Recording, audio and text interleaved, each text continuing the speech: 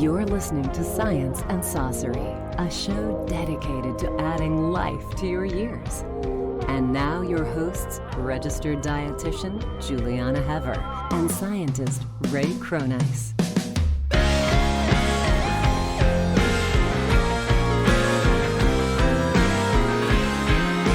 We're back. Welcome. Welcome. Glad you could join us today. Want to have a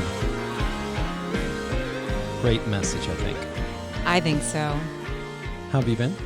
I've been great. You enjoyed this? Yes, I'm having so much fun with this. It's been fun, hasn't it? Yes, I can't believe we're really doing it. I know, it's kind of fun. And, you know, the Instagram stuff has been growing. We're getting lots of comments and talk there. It seems like we're getting on most of the podcast streams. If you have any places we should submit, let us know. You can send an email to admin@healthspansolution.com to go directly to us. Or if you just reach out on Twitter, Instagram, or Facebook, that would be great. We're on Stitcher now and Castbox and Spotify, iTunes. Obviously, if you're out there and you've liked what you've heard here, we'd love for you to give us some reviews and get those up there and spread. But only if you like it. Otherwise, thanks, but no thanks. Spread the good news around and share with other people so we can continue to make this happen. And tell us what you want to hear about, because we have so many things we want to talk about. We have so many people we're lining up to talk to and interview. Stay tuned for some really exciting interviews. But we want to know what you want to know about from us and what we can focus on, because there's so many directions that we can go in, and we want to talk to you.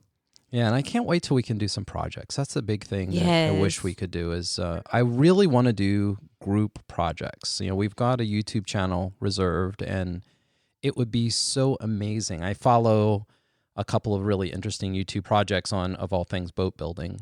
One of them's called Acorns to Arabella, and the other one's called Tally Ho or Samson Boat Company or something like that. But they're both restoring 100-year-old wooden boats, and I love watching them, and I like the community. Like, they have all these people that come from all over the world to come hang out with them the 5 to 6 weeks to work, and it would just be so amazing to do some really cool projects. Well, you like doing projects anyway. Like, I've never seen anything like it. Like when you built this desk, I can't wait till we're on video so everyone could see your incredible desk that you built from scratch. I watched it happen. It's like amazing. I like doing that. And I just can imagine, like, if we get people like Matt Frazier from No Meat Athlete and Rich Roll and a couple of other people, and Cosmed, Core Calorimeters, the K5, so that we can do some real training. It would be fun to go from zero, because since I don't exercise or run, I mean, I used to, but I just don't do it now. I'm going to get you back to the gym. I'm on a mission. But I think it would be great to track that. I would love to track me going from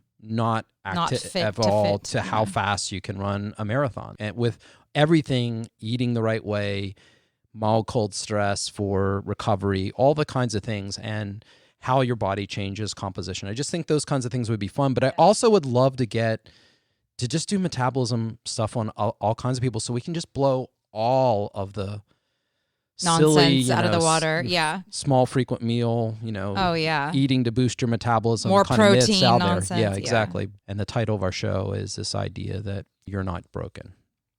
I love this message, and, I've adopted it with you. And I think that it says a lot, and it speaks to a lot of people. We've seen a lot of people resonate with hearing that, and myself included. My whole career, for my whole childhood until now, I've wanted to know. Tell us about this transformation with you. Yeah, I remember being in ballet. I was a dancer from the beginning of my life before I walked. And my mom always says that. So I remember being in dance class and the teacher saying, "Julie, cut out your snacks," in front of everyone. And I was humiliated, horrified. I was so young. I was like prepubescent, and I had to already start thinking about food and my weight. And it was just because I started to see my waist start forming, because I was just starting that process, right? You're in the mirror all day doing ballet. So anyway, I was on a mission since then to figure out weight loss, all of that, metabolism. Hence, here I am many years later with, master's in nutrition and registered dietitian. But I went to school to figure out what all the secrets were and what everyone was really hiding and what the truth is.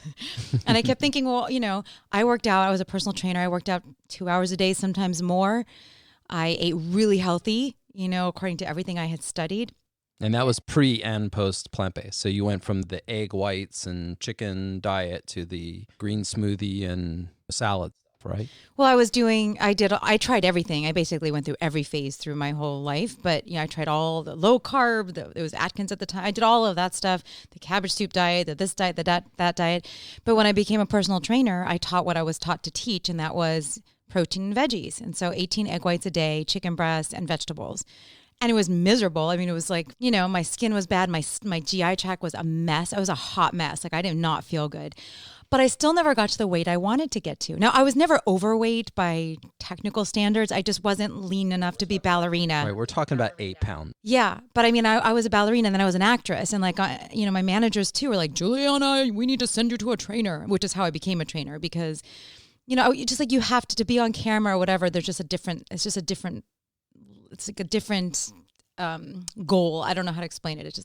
It's kind of unnatural, but I couldn't get there. And no matter what, I mean, unless I was really hungry and miserable and working out like crazy, and I would get down a couple pounds. But I figured, I had all the reasons, this is after grad school. So I'm like, okay, well, I have big muscles and I'm really strong. So muscles weigh more than fat. And I had all the explanations that I was taught in graduate school.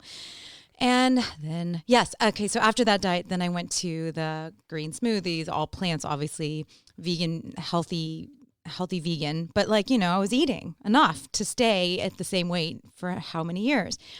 And then I met you and you said, "You're not broken." And I said, well, I've got big muscles and this is just how I am. I've never been able to get down below a certain weight. And I've been the same weight for many, many, many years, except for my 2 pregnancies. It was like... Right. And I mean, look, just so that everybody knows here, because we have a lot of clients that lose a lot of weight. So we're talking about 127 pounds at 5'4". You weren't overweight by any stretch. And my point was, what do you want to weigh? You're like, well, I'd like to be like 112 or 115. I'm like, well, you can do that. There's no problem with you getting there. No, I can't. I can't do that. I've been trying my whole life. What are you talking about? You only got to like 150 or something with both your pregnancies. You didn't even gain weight with your pregnancies. Yeah, I gained the exact amount I was supposed to for pregnancy. Exactly. So 25, so the pounds. idea here that you were overweight really, but you didn't think you could lose those last calories. And I remember having these conversations and you were texting and you were, at the gym and you were doing like, and I was so proud. I read so many books and so many podcasts sitting, doing like the Step Master for like 75 minutes and like, hour. Everyone knew me for being that girl on the step mill or the whatever. And then doing an extra hour of weights. It was kind of crazy what I was doing. And so, when I said you're not broken, it was... Well, I didn't believe you. Yeah. I didn't believe you at first. But it had to be. Think about it. Like, what about it couldn't be this way? In other words, how would you imagine it would work from a physiological perspective that you go down to a certain fat level and you can't go any lower? This is what I learned in graduate school. This was my healthy weight. I wasn't supposed to go down further. This is how I was supposed to be. And there's all the reasons, calories in and calories out and, genes. I mean, all the stuff that you're taught and really people believe, and you see it every single day on all of the blogs and websites and all of that where, it just doesn't work. All that stuff is just nonsense because when I tried something different that wasn't in the books, it worked. What was it? 18 days and I got to my dream weight? Yeah, 18 days, 12 pounds. That was it. And I stayed there. Yeah, exactly. 3 years later. Yeah. Boom. It wasn't difficult. I'm not broken. Yeah. So that's all good and great and everything. But what's been more empowering and extraordinary is watching this happen with our clients. Yeah. Well, it's the same thing. And the same thing. And having the idea or the concept that you have a settling weight. In other words, one way, we talked last week about metabolic winter. And so one way to think about this just sort of as a framework, not that the body works this way, but just as a framework is, if you can think about pre-winter adipose level or pre-winter stored energy level, and as you're losing, think about it as like stretching a spring. You're stretching a spring, your body is losing during winter because you're just not, it's not that you're not eating at all, but you're not getting as much calories, you're burning a lot more staying warm. And so slowly but surely those fat stores are withering away and then spring comes, okay? Well, doesn't it make sense that at the end of a diet that you have, remember we talked about these seasonal cues? Don't you imagine that somehow at the end of that diet that we have these mechanisms that kick in that say eat, eat, eat? And so that metabolic spring, summer, and fall are about bringing those calories back because winter's coming again. Not in the Game of Thrones sense, but in the metabolic Right. winter sense, right? Winter's coming. And our problem is that winter never comes. We never even pull the spring. We never even dump that energy. So each year we're going up, going up. Gaining 50 pounds over 20 years is only an extra 168 calories a week. That's incomprehensible if you think about it. So Right. clearly we would all be 700 pounds if just it was a simple calorie in, calorie out kind of situation. But when you think about it, why do we go back to that weight? And one of the reasons why is, when does everybody celebrate? That, as soon as you get to your new ideal weight, oh, I've been really good. I've been on this diet. Look, I finally made my goal. And the very first thing you do is you go out and you celebrate. And then what happens? Well, that celebration is a bunch of food. What does that kick in from an evolutionary perspective? Eat, eat, eat. Winter's coming again. The time when you have to eat perfect is a time when you actually reach that new weight. So bringing this back to your concept of where your weight was, that was just where your average was. I lost from my high, which recorded in terms of the charts was 230, but I was actually more than that. I was probably 250 at the very beginning. And when I went down, I stopped at about 180. That's what I weighed in December 2008. And that's what all the data that went in. If you go back and look at Tim Ferriss' 4-Hour Body, there's a chart in there that shows how I lost my weight. And I stayed at around that 180, which I still think is about 15 or so pounds heavier than I should be in terms of an ideal weight. But I stayed that way for over 10 years. So from one perspective, someone would say it's a great success. You lost all this weight, you stayed level. But for me, moving my weight from 180 to 160, and I've been down as low as 155 after fasts, extended fasts. I've been around 160. I've managed to move it down to say 175 from 180, and I can eat and not even have to worry about what I'm doing, and it will stay at 180. But if I want to go to 160, it's just as much work as what you did. You have to take that time and focus and go down to that weight, and then you have to stay there, because every part of your sort of metabolic survival, metabolic seasons are probably pushed on this idea that you're going to go back to where that weight was. Your toes don't have load cells in them. Your body doesn't know what it weighs. It just knows there's this energy flux in and out, right? Load cells. I'm like, What is he talking about? That's so cute. So the idea here is that, when you think about this, and this gets back to You're Not Broken, clearly you probably had a settling point, and clearly that weight was around 127 where you were, but now you've pushed it down to this new weight. And it was just as much work to go there. And I say just as much work. It takes longer, obviously, when you take about John Henney, because I want to interview John. Yeah. John's such an amazing guy. Yes. 140 pounds, so 8 months. inspiring, yes. Kept it all off, and he has it. so many really great insights, but not just from the time that it takes to do that, but in terms of the actual effort. Because most of what we do with our clients and most of the effort happens after you get to your new weight. After you get to your new weight, that's when it matters most, or you're just going to pop right back up. Yeah, and that's where we see kind of people not succeed, is when but when they don't finish. Yeah. And it's just like, oh, you got so far, just finish. Just finish 10 more pounds and everybody's telling them it's great. But so Yeah. the idea of You're Not Broken is, I don't care who you are. If you want a real challenge, you let me control your mouth. Yep. And you will lose weight at the rate I will say you will lose weight. Yep. And I'm not talking about fasting. And you will gain weight at the rate I say you'll gain weight if I can control your food going in. I don't care who you are. I don't care what you think your metabolism is. Yes, there's a range on metabolism, but for every metabolism, there's a plate. And there's a plate that you can gain, and there's a plate that you can lose. And the idea of you believing that somehow I'm in menopause for the women. Oh, my hormone levels are low. It's my metabolism.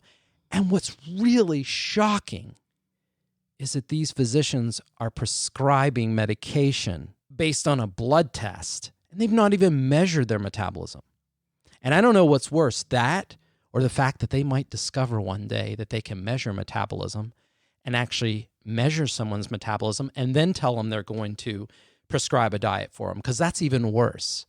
I mean, measuring metabolisms is not exactly the same as measuring blood pressure. However, I would say if you went in and prescribed someone blood pressure medication without first measuring their blood pressure, it'd be pretty irresponsible. Well, I think the similar thing goes for metabolism. This idea that you have a slow metabolism because you're older, okay, if it's slow, compared to what? Just eat a little less. Well, that's the thing. And then everyone always, I think what's really gotten messed up in the interpretation is that people say when you lose weight, your metabolism goes down, or not eating every 6 hours or whatever, your metabolism goes down. But clearly you've shown it, you've seen it yourself. Yeah, your metabolism scales with your mass, absolutely. And that's not different than what they've discovered, 150 years ago? 100 years ago. 100 years ago, Benedict. Yeah. Harrison Benedict, yeah. So the bottom line here, and I think the summary of this You're Not Broken really gets down to this idea that it's way more comforting to be diagnosed. Oh, yeah. Because diagnosis means not my fault. Out of your hands. You can't do anything about it. And I think that for someone who has a congenital disease, it isn't their fault. But when your problem is just simply a fork and a plate and a spoon, this is crazy to allow someone to tell you that you're broken, that you're somehow missing a hormone, and because you're missing this hormone, this is all these people that get into leptin and ghrelin and all the eating hormones and all this complicated stuff instead of just stop eating so much. And it is so that simple, and I've now witnessed it hundreds of times, firsthand, that no matter what anyone says or what anyone's physician or dietitian or trainer told them, they're not eating enough protein. I get that still every day. Someone says, my trainer says I'm not eating enough protein. That's why I'm broken. All of those stories really don't mean anything. And I think that there's so much fear in people about not eating because we're scared if I diet, if I stop swallowing, I'm going to break my metabolism. I'm going to be even worse.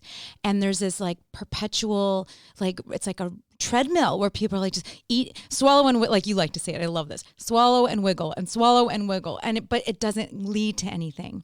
So I think that whole idea of letting go of the fear of not eating and the fear of breaking your metabolism, and just knowing that if you just don't swallow that much, you will lose weight, you will be okay, and you're not going to break anything. Yeah. In fact, if you're listening to me right now and you weigh more than you'd like to, and let's put the eating disorder people aside for just a minute.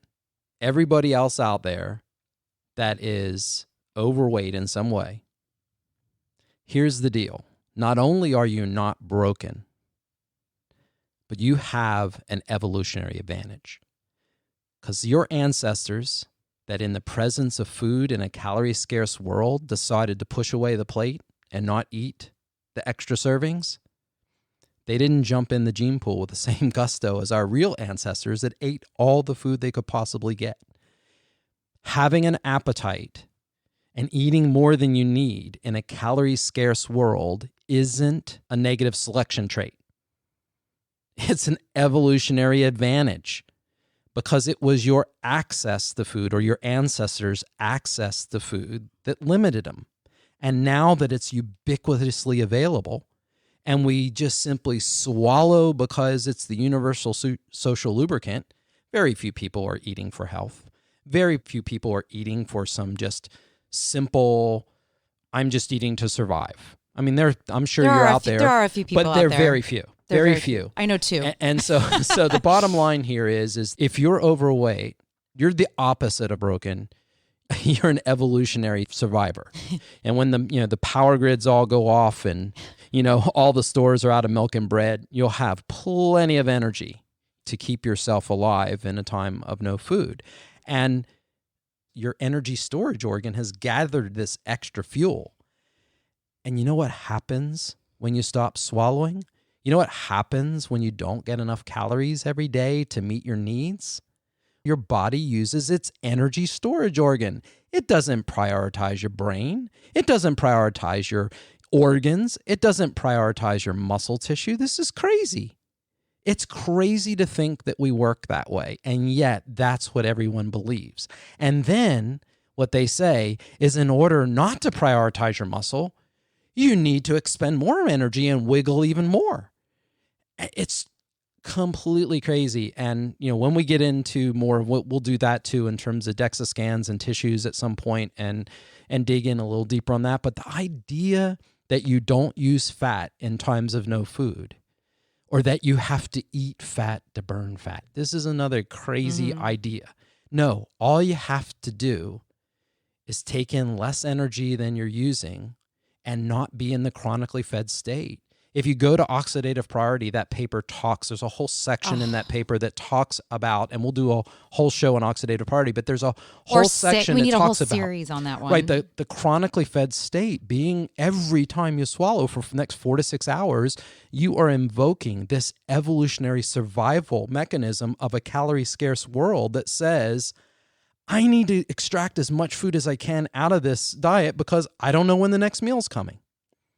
And so when you're doing that, of course, you're not prioritizing your energy storage organ. You're dealing with what's going down the hatch at the time. You just have to keep assimilating all of it. So going back to this coaching, what changed about your view of people and this message of you're not broken when you actually were watching people go through? What changed it the most? So again, back to what I was taught in grad school. It always comes back to that because it's so dramatically different than what is applicably true. We're shown, everyone's got some little differences. Everyone has some unique, issues with food, and they're going to handle things differently. And everyone's got something a little bit different. And you go in there with this very empathetic, okay, let's figure out what's hard for you and let's make it work for you, as if it's really unique between persons. And I did that. I was trying to figure out, but it was interesting because it never really had a through line, and it didn't get the results that I get now because I was like, oh, well, maybe I shouldn't push them that hard because they really do feel like they're going to pass out if they skip breakfast. Like those kind of things where you think, well, what if they really are, predetermined to end up with some kind of like, I don't know. It's something that really doesn't exist. So we were making stuff up basically. And then what happened when we started with that one time, we had 4 women that were the same age starting at the same time on our program. And I thought, okay, well, this will be fun, whatever. I didn't think about it that much ahead of time. But what was so funny was that every single day we would get the same text from all 4 women at the same time. Like, right, I'm dealing with, constipation, or, oh, I didn't lose 2 pounds today like I did the last 4 days. Like, it was so specific, and it was every single person had the same experience. And I thought, well, that's kind of crazy. They're different. They live in different parts of the country. They have different, lifestyles, different backgrounds, different genetics, all of that.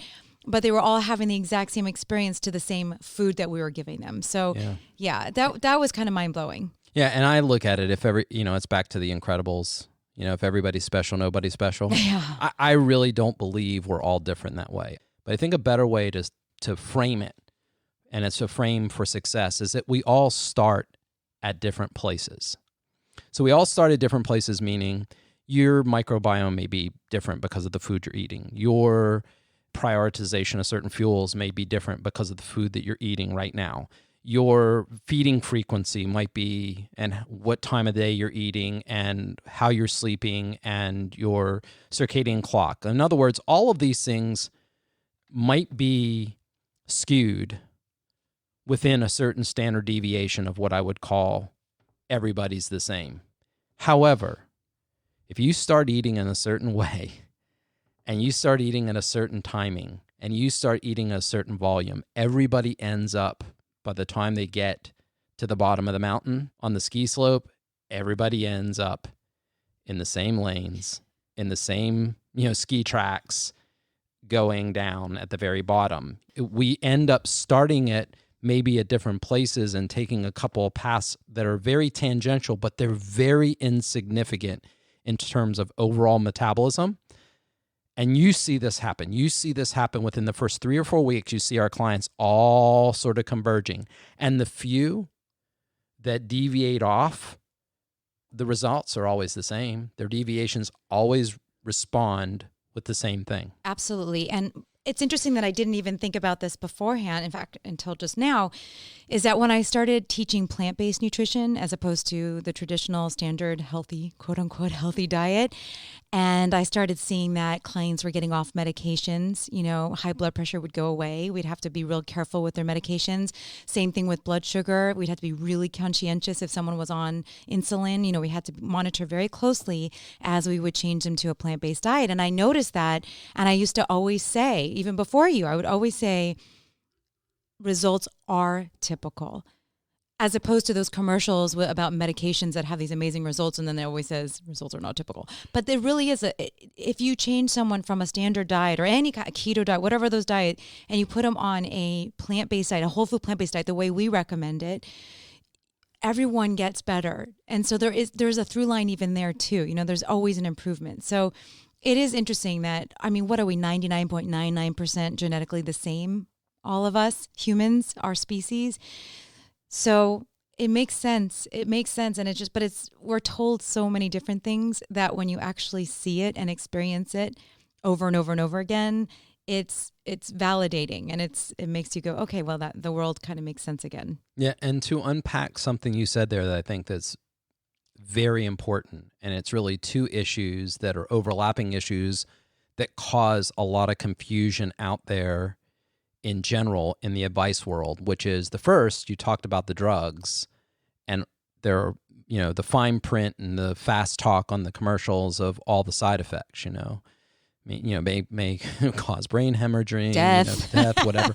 Anyway, so first of all, side effects, when a group of humans take a biologically active biomolecule in quantities never seen and you would never occur in nature. So it has biological activity and you're taking a very large amount of it. The idea that we have a variation of responses to that is probably not as related. And our techniques, our research techniques that we use to ferret out those responses so that we can interrogate this wide range of humans and how they might have a response at that level, I think that's very different than how we respond to whole food.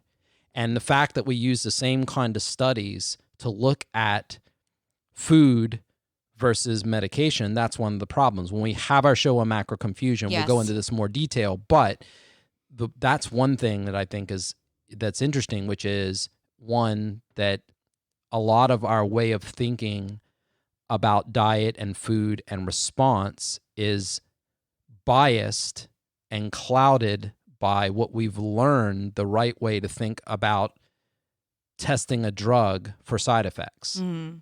And I don't know that our bodies respond that precisely or in that wide of variability to that. There is certainly a difference because I said people start at different places. So if you're eating, a very high-fat diet, then obviously you're going to have probably a lot of gram-negative microbiome, a lot of gram-native bacteria in there that are fat-philic, and you're going to see a difference if, as you switch over to a bunch of starchy foods, you're probably going to see an initial, for example, bloating or digestive tract issue in the beginning. So if I were, for example, to eat a big slab of ribs right now, the problem is that I could eat these things and taste is familiar, the flavors are familiar, the whole experience of eating the food is familiar.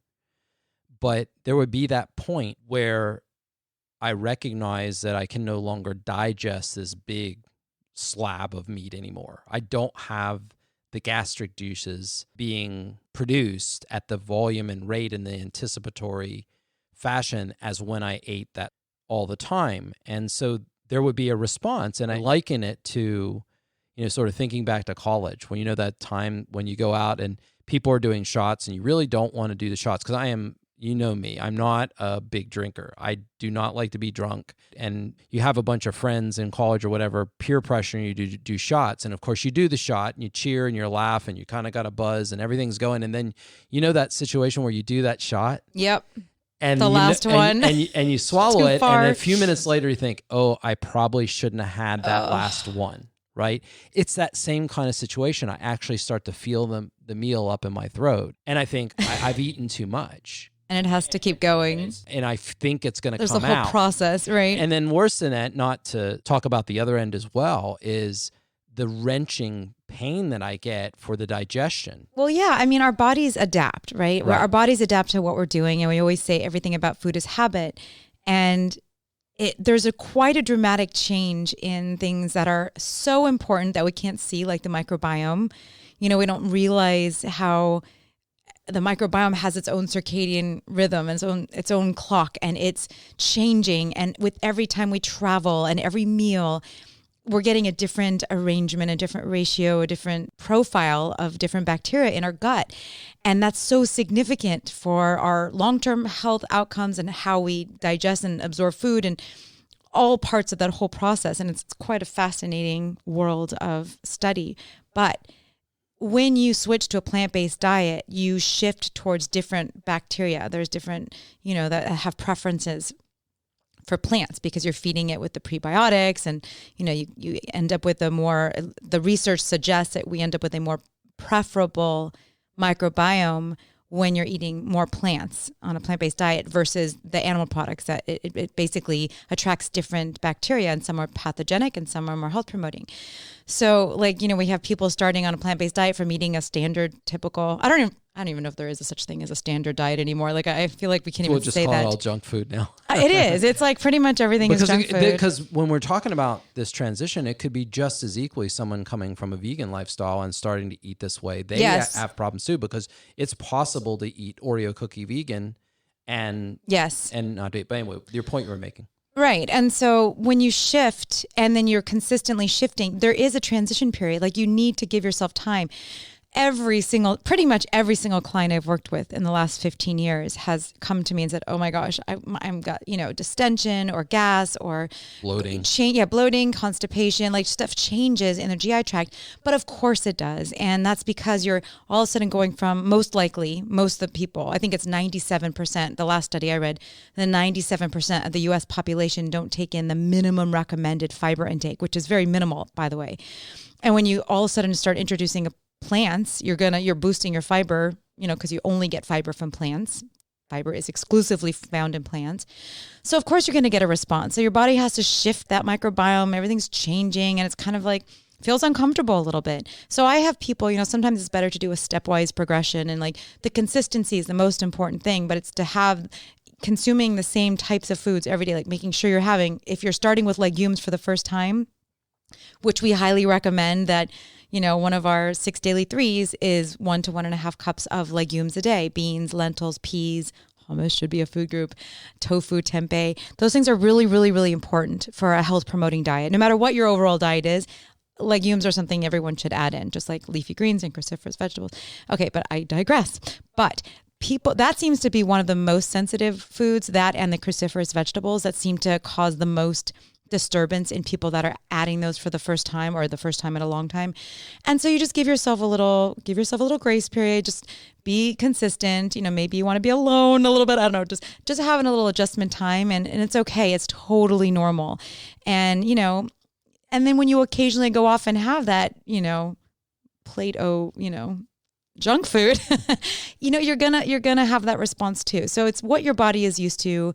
And, it changes very quickly and very dramatically. And you just need to be aware that that's totally normal. Yes. And I want to emphasize this idea that I know what people mean by say, listen to your body. And I know that there are some elements of it that are good. But the downside is that an alcoholic that listens to their body is going to say, oh, I feel horrible because I haven't had a drink, or a smoker. And I'm not trying to bring in addiction here, but I am trying to say that we do habituate and our bodies do get change in a measurable way, whether it's, for example, bile production with vegans versus omnivores. There's a difference in bile production. How much fat can you emulsify and carry to the brush border and be absorbed?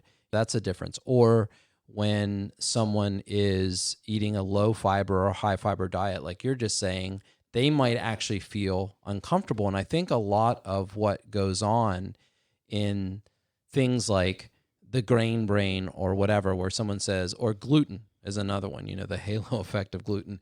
I think for some people, right, there are some people that have difficulties, just like people that have lactose intolerance for dairy. There are some places where that is true, but there are probably many more places where it's just an adaptation period, and it's a temporary discomfort that is followed by,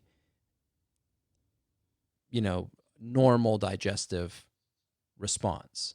Does that make sense? Right. Or the other direction where it's, you have a temporary comfort where that gluten thing is a really good point, because, I wrote The Complete Eater's Guide to Gluten-Free Vegan Cooking, and I did a deep dive, and I personally had a wheat allergy. And a lot of people, what I've noticed counseling and when I was writing that book and dealing with my own issues was, of course, people say, oh, I stopped eating gluten and I feel better. Now, if they don't have celiac, because that's, right, you cannot have gluten if you have celiac. That is no question. A lot of people get mad if I say that it's hyped up, but that's not for celiac. That is a very specific condition.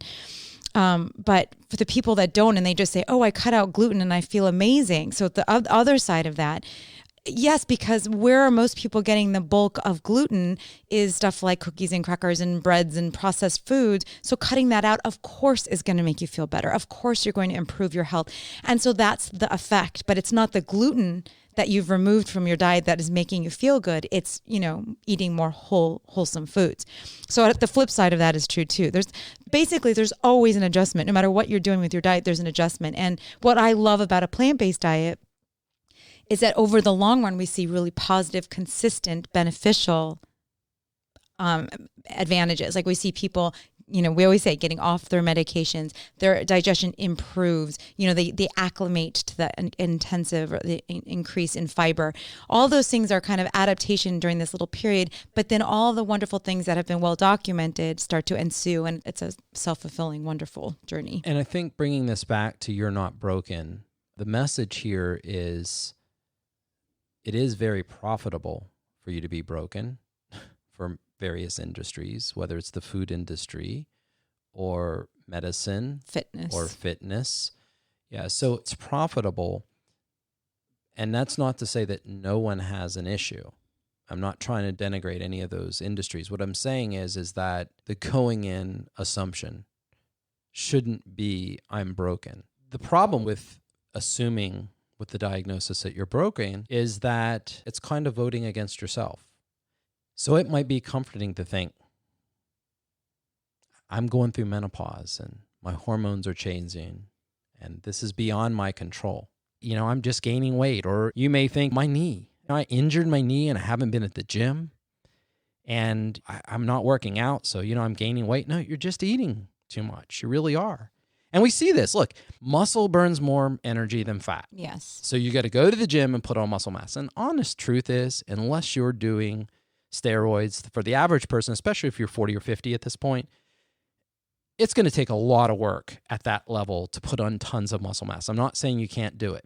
But in terms of the small change that you're going to have in that muscle mass, if that alone did it, why would any bodybuilder or any football player ever become overweight? Because I know a lot of ex-football players and bodybuilders that are overweight. Yep. And it was because they just ate too much. That's it. It wasn't because they're not active. It's because when they were when they were in their season, they would actually train and they would change their diet and they would do things that were small little changes that made a big difference. Remember that 168 calories a week thing that we're talking about. And now it's 20 years later, and those extra those extra calories for a small duration of their athletic career was fine. Now, I'm going to put endurance athletes aside because they're burning a lot of energy, but even that, a marathon, 2,600 calories or so, it's still not tons compared to what you can swallow in a day. But the point I'm saying is these guys that have huge muscle mass, they just eat more. Now, yes, they probably can eat more than someone who's smaller, but the fact of the matter is they can eat enough to get fat. So it's not muscle mass alone.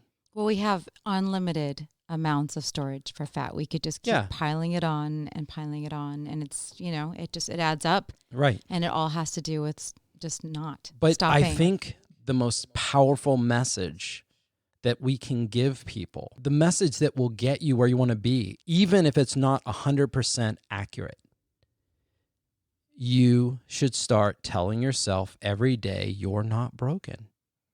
You're not broken, because the very next sentence after that is, what do I need to do to change this? Very empowering. As soon as we take away that label and that disability and that dysfunction, why would you possibly burden yourself by saying you can't? Of course you can swallow less. Of course you can. And you don't have to go from this to an eating disorder. No, it doesn't have to go to any extreme. It's just putting you back in the driver's seat and acknowledging that there are things that you can do. And I feel like that's the message. It's not, this victim mentality where you're stuck and you have to rely on, pharmaceuticals or anything. A lot of people feel like that's the case. I felt like that. That's why I wanted to study all this stuff, because I felt like, what's wrong with me?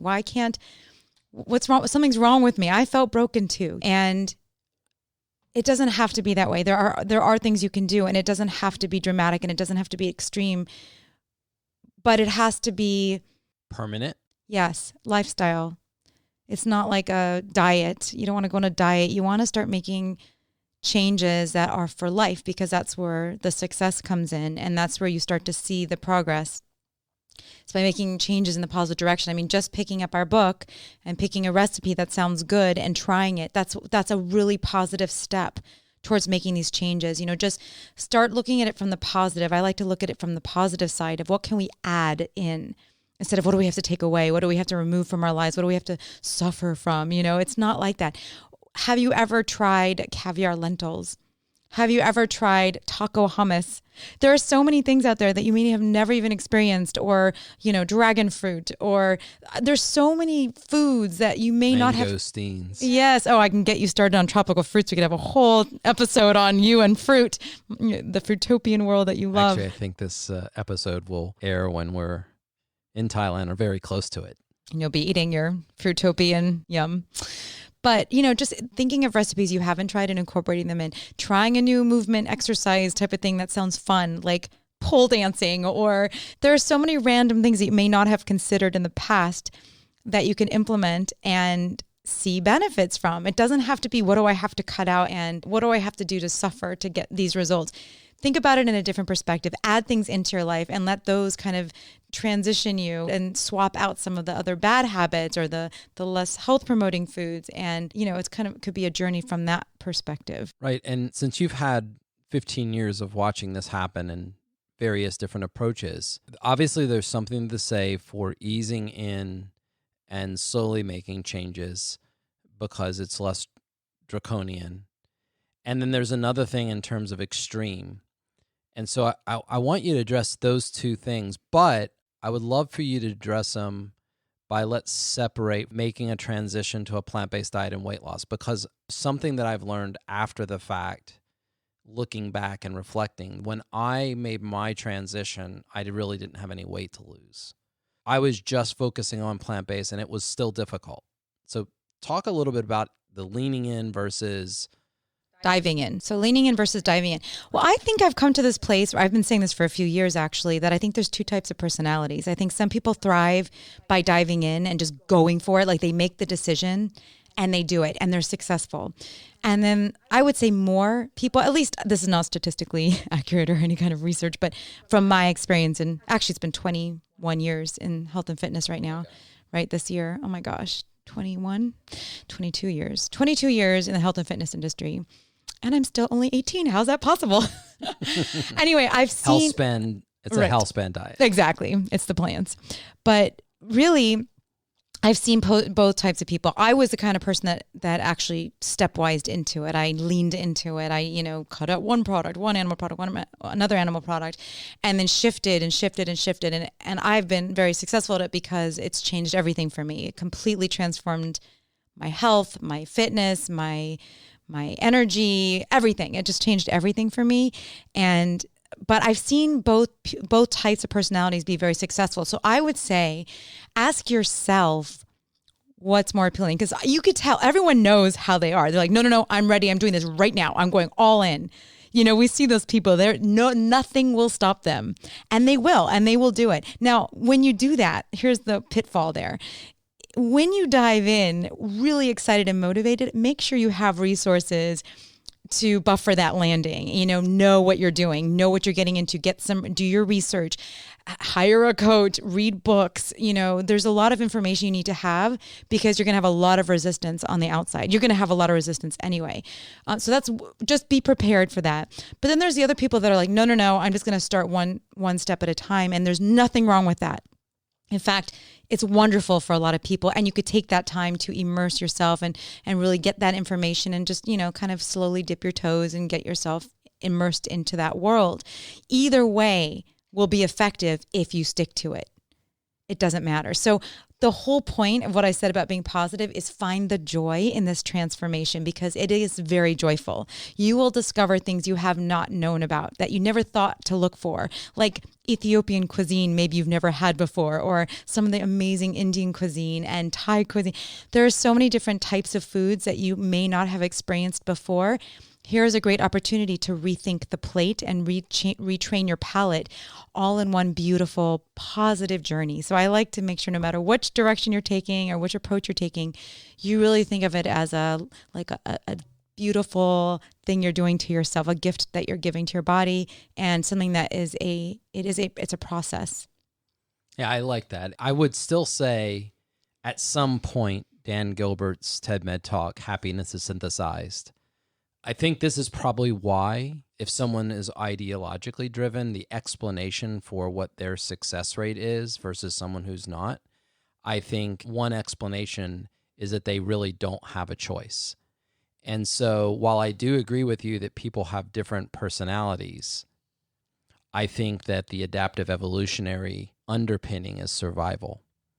And I would suggest that someone at least pick a period of time that's significant, that interrupts a lot of things in your life purposefully, because until you go through that period of uncomfortable, I don't think you easily find the joy on the other side. And this is sort of Dan Gilbert's message of happiness is synthesized. If you haven't seen the TED Talk on this, just search for that, because when you take an amnesia patient who doesn't remember you, and they know the picture they love, and he'll explain, I don't want to be spoiler alert. Spoiler alert. But anyway, the point here is that happiness is synthesized as a message you take away from this. And maybe you don't have to go all the way in terms of, like, for example, I think maybe the delineation is there's probably a benefit to switching your diet and then trying to lose weight as a secondary point.